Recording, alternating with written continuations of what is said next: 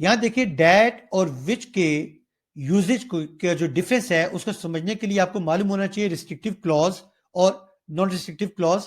Restrictive clause क्या है? Restrictive clause का मतलब यह है कि जो इंफॉर्मेशन क्लॉज में दी गई है वो इंपॉर्टेंट है अपने से पहले नाउन को समझने के लिए।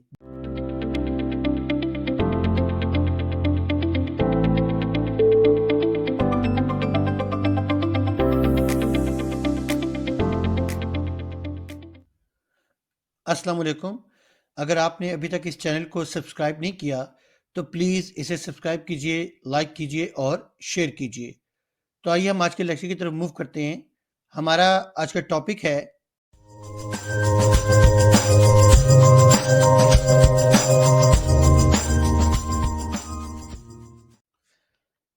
आज हम डिस्कस करेंगे Khyber Pakhtunkhwa text book board का unit 2 Iqbal's message to youth. तो आज हम इस यूनिट की एक्सरसाइज को देखेंगे।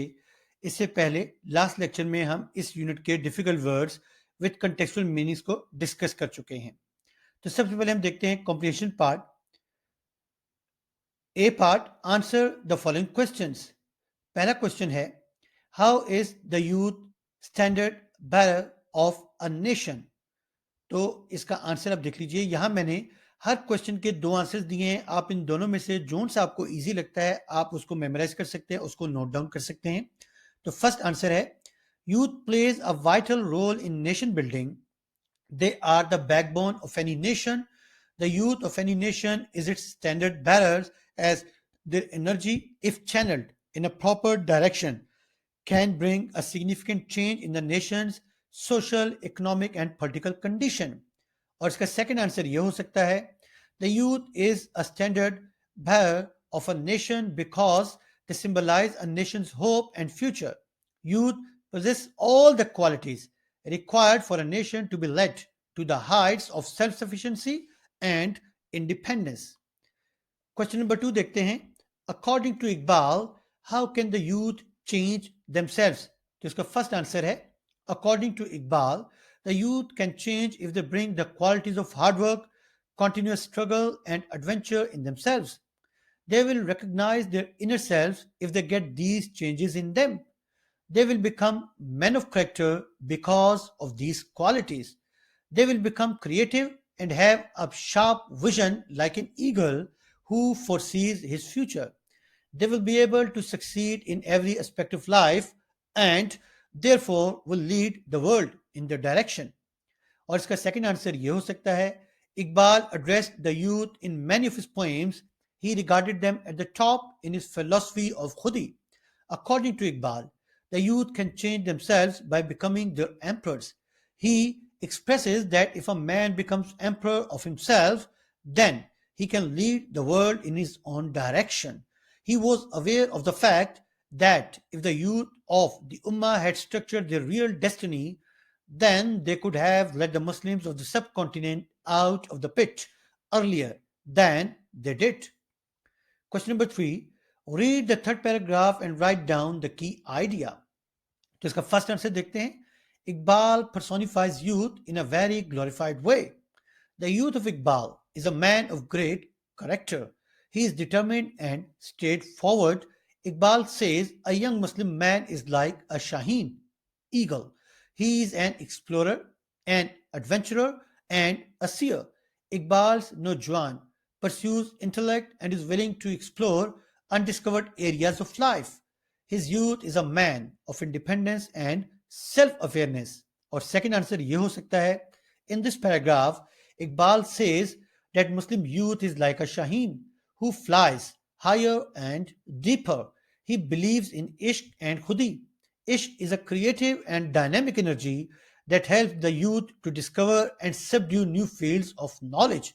In comparison, Khudi is a creative power which enables a person to make his destiny and lead the world in his direction. Number 4, what is the main idea of the lesson? The main idea of the lesson is that youth are the future of a nation. Youth is the symbol of hope and prosperity. The Muslim nation will prosper if they recognize themselves and become true Muslims. Second answer है, the main idea of the lesson is that, according to Iqbal, The youth of the Ummah is the real asset of Millat-e-Islamiyah. If their energies are correctly channelized and utilized, Muslim Ummah will rise as a mighty power and no one will be able to subdue them. Question number 5. According to Iqbal, the youth shouldn't confine to material achievement. Express your view on this statement. Answer देखते हैं. According to Iqbal, the youth shouldn't confine to material achievement because they are dynamic. They should enjoy exploration, discovery, and inventions as they are eagles of this nation. और second answer है, Allama Iqbal was a very visionary poet and philosopher. Allama Iqbal is right about youth confining to material achievement. The youth must be dynamic to live an ideal life, achieve national goals, and serve one's nation. He must not limit himself to material achievement and the joys of it. Next है B part, choose the correct answer of the following. तो यहां आपको option दिए गए हैं 4. आपने correct जो answer है उसको चूज करना है. His sublime poetry and philosophy inspired millions of Muslims. The opposite of the word sublime. Sublime का opposite क्या है? Irrational. Whether he is in the battlefield or in the company of friend, he is pure in head and heart. In this sentence, he refers to, तो आप unit पढ़ेंगे तो आपको मालूम होगा कि ही से मुराद यहां क्या होना चाहिए? Youth. The youth. Know thyself and success shall be thine means that thyself और thine ये दोनों ओल्ड इंग्लिश वर्ड हैं. thyself मॉडर्न इंग्लिश में है yourself और thine है yours. तो इसका मतलब क्या है? Your desire to know who you are and what you want is the real success in life. Next हम देखते हैं. The youth of Iqbal is not a thinking Hamlet. Hamlet हम ऑलरेडी डिस्कस कर चुके हैं लास्ट लेक्चर में, आप उसको देख सकते हैं वहां से इसका meaning. But a man of action. In this sentence, Hamlet symbolizes a person who is taking too much time in making decision. Next है use the following words in sentences of your own. Words आपकी book में दिए हैं, आपने उनके sentences बनाने हैं. यहाँ मैंने कुछ sentences दिए हैं. Nation, this is an important moment in our nation's support. Battlefield, he was wounded on the battlefield. Determination, he fought the illness with courage and determination. Symbol, Mandela was a symbol of hope for his whole country. Motive, there seemed to be no motive for the murder. Confined, it is cruel to keep animals in confined spaces. Direction, they hit a truck coming in the opposite direction. Goals, यहाँ मैंने goals के 2 sentences लिखे हैं और दोनों जो है वो डिफरेंट कंटेक्स्ट में लिखे गए हैं. यहाँ अगर आप गोल का मतलब लेते हैं मकसद तो फिर ये सेंटेंस बना लीजिए, और अगर गोल आप स्कोर के कंटेक्स्ट में लेते हैं तो ये बना लीजिए. My job is to help business meet their goals. He scored 10 goals in his first season. तो आप कोई से भी सेंटेंस लिख सकते हैं दोनों में से. नेक्स्ट है vocabulary part, prefix and suffix. Prefix क्या है? प्रीफिक्स एक लेटर या फिर ग्रुप ऑफ लेटर्स हैं जो कि किसी वर्ड से पहले लगाए जाते हैं और उसका मीनिंग चेंज हो जाता है. और सफिक्स क्या है? लेटर है या ग्रुप ऑफ लेटर्स हैं जो किसी वर्ड के बाद में लगाए जाते हैं और उसका मीनिंग चेंज हो जाता है. तो जब आप किसी वर्ड से पहले प्रीफिक्स या सफिक्स लगाते हैं तो इस प्रोसेस को हम अफिक्सेशन कहते हैं. और जिस वर्ड के साथ आप प्रीफिक्स या सफिक्स लगाते हैं तो आमतौर पर वो वर्ड रूट वर्ड होता है या फिर उसको आप basic part of a word भी कह सकते हैं, बेसिक वर्ड भी कह सकते हैं. तो यहाँ कुछ प्रीफिक्सेस दिए हैं जिनके यहाँ मीनिंग है और एग्जाम्पल वर्ड्स हैं. जैसे DIS, आप जब ये किसी वर्ड से पहले लगाएंगे, जैसे बिलीफ है, इससे पहले जब आप इसको लगाएंगे तो इसका मतलब है नॉट या none, having no belief. IN जब आप लगाएंगे तो ये मीनिंग देगा इनका, जैसे इंजेक्ट. ऑन का मीनिंग देगा जैसे इंस्क्राइब. नॉट का मीनिंग देगा जैसे इनसेन. और MIS जब लगाएंगे तो ये मीनिंग देगा बैड, बैडली, रॉन्ग या रॉन्गली जैसे मिस्टेकन. RE जब ये लगाएंगे तो इसका मतलब होगा दोबारा से, अगेन, रीजनरेट. और UN जब ये लगाएंगे तो इसका मतलब होगा नॉट, अनहर्ड. तो ये प्रीफिक्सेस जब लगाएंगे तो इनकी मीनिंग आपको मालूम होने चाहिए. इसे सफिक्सेस हैं, इनके भी मीनिंग्स हैं और फिर कुछ एग्जांपल वर्ड्स हैं. ABLE या IBLE जब इसका मतलब लगाएंगे तो होगा एबल टू बी, जैसे फॉरगेट एबल, टेरिबल. FUL अगर आप लगाएंगे तो इसका मतलब है फुल ऑफ, ब्यूटीफुल. NES जब लगाएंगे किसी वर्ड के बाद तो state of being, happiness. MENT लगाएंगे तो इसका मतलब होगा एक्शन और प्रोसेस जैसे पेमेंट. और LESS आप लगाएंगे तो इसका मतलब होगा नॉट हैविंग या विदाउट, जैसे यहाँ ट्रूथलेस. तो ये आप देख लीजिए वर्ड्स और उनके बाद सफिक्सेस लगाएं और उनके मीनिंग चेंज हो गए. Complete the sentences by writing the correct prefix in the blank space. तो आपके पास सेंटेंसेस हैं, आपने प्रीफिक्सेस लगाने, यहाँ मैंने टेबल दे दिया है जो भी लास्ट स्लाइड में डिस्कस किया था, ताकि आपको मीनिंग मालूम हो और उस हवाले से आप इसको सॉल्व कर सकें। I just can't believe it, the story is, अब यहाँ क्या होना चाहिए? Unbelievable, not believable. No, that answer is incorrect. Incorrect means not correct. Let's look at this information again. We should, again बता रहा है, री होना चाहिए, review, again view. I saw Alina just a moment ago, but now I can't find her. She just disappeared. अब देख लीजिए कि she is not seen, या फिर ये आप कह सकते हैं कि she is not appeared। तो disappeared का मतलब होगा गायब हो जाना। Oh, I'm sorry, I didn't hear you correctly. I misunderstood you. तो यहां मिस लगेगा। फिर complete the word by using the suffixes from the list. ये सफिक्सेस जो भी हमने डिस्कस किए थे सेकंड लास्ट स्लाइड में, इसके मीनिंग्स हैं, यहां आप इसको देख सकते हैं। फजीला या फाजला दोनों हो सकते हैं। Can't stay still, she always wants to move, she is restless. राजदा is very intelligent, she is adorable. मलिया can't remember anything, she is very forgetful. I appreciate your great attitude, I am really thankful. The best thing about her is her kindness. Next हम देखते हैं grammar part. Grammar part का A, choose the appropriate option to complete the sentences. तो यहाँ आपके पास sentences दिए हैं, हर एक के साथ 4 ऑप्शन है, आपने करेक्ट जो है ऑप्शन को चूज करना है। We all told the boss that we wanted to have our salaries paid in advance, but he just ignored we over his या us, तो us होगा यहाँ। When the man asked me how I had got his address, I told him that I was given it by a relative of him. Although no one in the room seemed to follow, dash said by the speaker. यहाँ होगा anything. He never intended to simplify his language. अच्छा, यहाँ follow का मतलब जेन में रख लीजिएगा, to have a great interest in. Follow का मतलब होगा किसी चीज में ग्रेट इंटरेस्ट रखना। फॉलो एनीथिंग यानी कि किसी चीज में ग्रेट इंटरेस्ट रखना। I hope you will enjoy yourself at the reunion party this weekend because I won't be able to be there myself. We decided to do all the cooking by ourselves instead of hiring a catering company for the party. B part देखते हैं, fill in the blanks with who, whom, that, which, when, where, whose, why. There may be more than one correct answer. तो आपके पास कुछ sentences दिए हैं, आपने इनमें से कोई सा वर्ड चूज करके लिखना है, और एक ब्लैंक में अगर कोई वर्ड आए तो हो सकता है कि वो रिपीट हो, पॉसिबल है।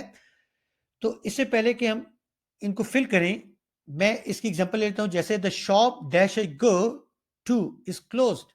अब यहां विच होगा या डेट होगा, ये कंफ्यूजिंग है। The shop which I go, the shop that I go, दोनों ठीक लग रहे हैं। सेकंड सेंटेंस में भी कुछ ऐसा ही है, your shop which will, your shop that will. तो विच और डेट दोनों में ठीक लग रहे हैं, लेकिन हमें डेट और विच का डिफरेंस मालूम होना चाहिए कि दोनों कहां यूज होते हैं। तो मैं आपको इसके बारे में बता देता हूं। यहां देखिए, डेट और विच के यूजेज का जो डिफरेंस है उसको समझने के लिए आपको मालूम होना चाहिए रिस्ट्रिक्टिव क्लॉज और non restrictive clause. Restrictive clause क्या है? रिस्ट्रिक्टिव क्लॉज का मतलब यह है कि जो इंफॉर्मेशन क्लॉज में दी गई है वो इंपॉर्टेंट है अपने से पहले नाउन को समझने के लिए। जैसे यहाँ किचन है, तो इस नाउन को समझने के लिए ये इंफॉर्मेशन जरूरी है। The chair in my kitchen is dangerous to sit on. मेरे किचन में चेयर है, उस पर बैठना जो है वो खतरनाक है। भाई मैं किचन में किस चेयर की बात कर रहा हूं? हो सकता है 2 हो, 3 हो, फिर तो that has a broken leg. अब मैंने बता दिया भाई मैं उस चेयर की बात कर रहा हूं जिसकी जो लेग है वो ब्रोकन है, जिसका मतलब है रिस्ट्रिक्टिव क्लॉज है, ये नेसेसरी है इस नाउन को समझने के लिए। इस तरह नॉन रिस्ट्रिक्टिव क्लॉज है। नॉन रिस्ट्रिक्टिव क्लॉज क्या होती है? जब जो इंफॉर्मेशन है, जो कि क्लॉज की इंफॉर्मेशन है, वो जरूरी नहीं है अपने से पहले नाउन को समझने के लिए। फॉर एग्जाम्पल, अगर मैं कहता हूं the human heart weighs approximately 11 ounces, तो हमें मैसेज क्लियर हो गया। विच कंटेन्स 4 वॉल्व्स, ये एडिशनल इंफॉर्मेशन है जिसकी जरूरत नहीं है। अगर आप लिख दें तो ठीक है, ना भी लिखें तो हमें कोई प्रॉब्लम नहीं है, इस सेंटेंस से हमें क्लियर है। तो इसका मतलब है ये क्लॉज नॉन रिस्ट्रिक्टिव क्लॉज है जो कि नेसेसरी नहीं है अपने से पहले नाउन के लिए। और इन दोनों में एक फर्क है, वो क्या है कि जब आप रिस्ट्रिक्टिव क्लॉज यूज करते हैं तो इसमें कॉमा नहीं होता। ये देखिए, डेट से पहले कॉमा, ये इस क्लॉज के बाद कॉमा। जब नॉन रिस्ट्रिक्टिव क्लॉज लगाते हैं तो विच से पहले कॉमा और इस क्लॉज के एंड पे भी कॉमा लगता है। तो रिस्ट्रिक्टिव क्लॉज और नॉन रिस्ट्रिक्टिव क्लॉज का डिफरेंस जो है वो जहन में रखिएगा। अब हम आते हैं इस सेंटेंस की तरफ। The shop is closed. अब मैं कह रहा हूं भाई दुकान बंद है, कौन सी दुकान बंद है, इसका मतलब है अब ये क्लॉज इंपॉर्टेंट है, नेसेसरी है, इसलिए यहां रिस्ट्रिक्टिव क्लॉज लगनी चाहिए, यानी कि डैट लगना चाहिए, और डैट से पहले ये इस क्लॉज के बाद कॉमा नहीं लगता, जो कि मैंने नहीं लगाया। ये शॉप इज रियली ओल्ड, ये अंडरस्टूड है। मैं किस शॉप की बात कर रहा हूं, भाई आपकी शॉप की बात कर रहा हूं, बहुत पुरानी हो गई है। अब इसका मतलब है ये जो क्लॉज है ये नॉन रिस्ट्रिक्टिव क्लॉज होनी चाहिए, यहां विश लगना चाहिए, क्योंकि ये इंफॉर्मेशन जरूरी नहीं है। तो अब विश लगाया, देखिए विश से पहले कॉमा और इस क्लॉज के बाद कॉमा, यहां उन्होंने ऑलरेडी कॉमा दिया हुआ है बुक में, जो कि बता रहा है कि नॉन रिस्ट्रिक्टिव क्लॉज यहां यूज होगी। I have met most of the people who are eager to take part in the competition. Do you know the reason why our offer was rejected? Do you remember the town where you were born in? Next part देखते हैं, put the following indefinite pronouns into the correct blanks. तो ये indefinite pronounce हैं, इनको आपने blank में लिखना है। इंडेफिनिट प्रोनाउन क्या होता है? एक ऐसा प्रोनाउन जो कि किसी specific person, specific thing, specific amount को रिफर ना करे, यानी कि नॉन स्पेसिफिक हो, जो डेफिनेट ना हो। तो अब हम देखते हैं इन तमाम इंडेफिनिट प्रोनाउंस को। कांट यू हियर दैट, अगर मैं कहूं ही, तो ये तो पर्सनल प्रोनाउन है, ये अंडरस्टूड है। इसका मतलब यहां हम ऐसा प्रोनाउन लिखेंगे जो कि डेफिनेट ना हो। तो दैट समवन, समवन क्या है भाई, समवन में कोई भी हो सकता है, अली है, अकरम है, अजमल है, जमाल है, कोई भी हो सकता है, इसलिए ये इनडेफिनेट है। I was wondering if you would like something to drink, something कोई भी ड्रिंक हो सकती है। The family members have been badly injured in the accident, is there anyone to help them? Seema has just checked the internet, however, she couldn't find the article anywhere.